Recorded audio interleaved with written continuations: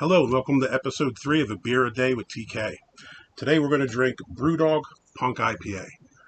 Before I start, I think I just want to talk a little bit about IPAs. I'd mentioned in one of the earlier episodes that I'm really not a huge fan of them, and that's accurate. But I thought I'd tell you why. As someone who's been drinking beers since probably the early to mid 1990s, I've kind of watched the American beer scene grow quite a bit. When I was in high school and college, you would be lucky if you found imported beers from Germany, maybe Belgium, maybe the UK, and this would be the only thing you'd see other than the traditional Miller, Coors, and Bud products. So when I found the international beers, I was quite happy. This was something a little bit different. Along the same lines, at the same time, roughly, you started to see an explosion of American craft breweries. So Dogfish Head and others started really putting out great beers, things we'd never really encountered before. At least I hadn't in the U.S. on the East Coast. And I thought it was really great. I thought it would continue to grow where we'd have European beers and these great American beers. But in reality, I think what's kind of happened is we've lost track of the European beers. If you have a good beer store, they'll probably have a decent import section, but most of them today will have a lot of brews from local breweries. Some of the more mainstream micro brews, Stone, Great Lakes, things like that. But you really don't see that many imports anymore, and I think that's kind of a shame. One of the other things I've found is I've tried thousands of beers over the years. When we start dealing with microbreweries, some of them are really good, some of them aren't. So I think there's kind of been the trade-off of we've gotten more American beers, but we've kind of forgotten about some of the traditional European ones. When I first started getting into craft beer in the U.S., it seemed like everybody was doing IPAs. It was the trendy beer. And I didn't necessarily dislike IPAs. I thought it was an interesting style, just like, a dozen other good styles. Over the years, it kind of expanded. We started seeing people doing different things, bringing back styles like Berliner Weisses, sours, things traditionally you hadn't seen in America, which I thought was brilliant. People started doing imperial ales. People were doing stuff with porters and stouts, and I thought that was wonderful. Now, in my mind, it seems like we've kind of gone full circle, and we're back to the early days of American brewing, where the only thing people can do is IPAs. And it seems like it's a contest to one-up the other breweries to see how many different types of hops and how much hops you can just cram into a beer.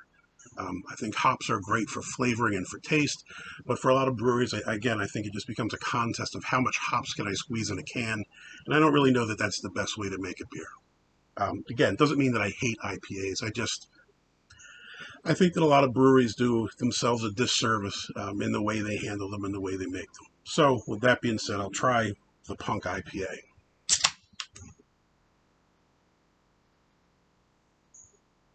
Brewdog, as many of you know, got famous a few years back. They had a TV show called Brewdogs, where they did some neat episodes and talked a little bit about beer and their experiences and their twist on making beer. Since then, they've opened up a brewery in Ohio. So I have a local Brewdog brewery in Columbus, and it's good to see them here. So let's see how this beer is.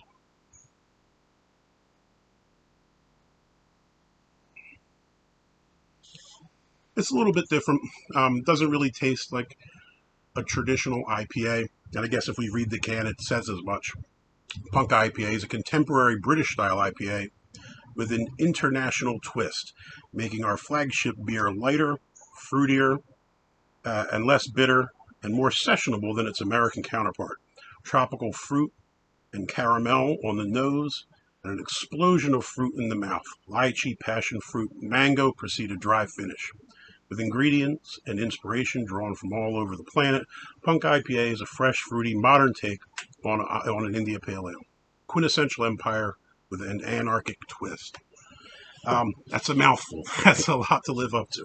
And I will say this. I don't think it's a bad beer. I think it is different than a lot of the IPAs in that you really do taste that fruity flavor that they talked about. And I think for that reason, it makes it a little better than a lot of the traditional IPAs.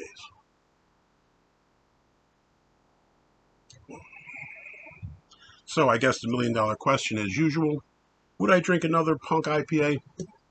Yeah, I would. I would give it the thumbs up. I would drink another one again. I don't know that I'd want 6 of these or more, But I could drink another one. I think they put a nice twist on the IPA. It's not beat you over the head with the hops. You do have that bitterness, but it does have a nice flavor to it, which makes it a lot more drinkable than some of the other IPAs out there on the market.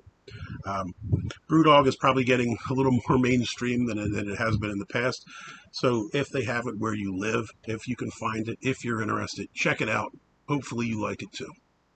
Thanks for watching.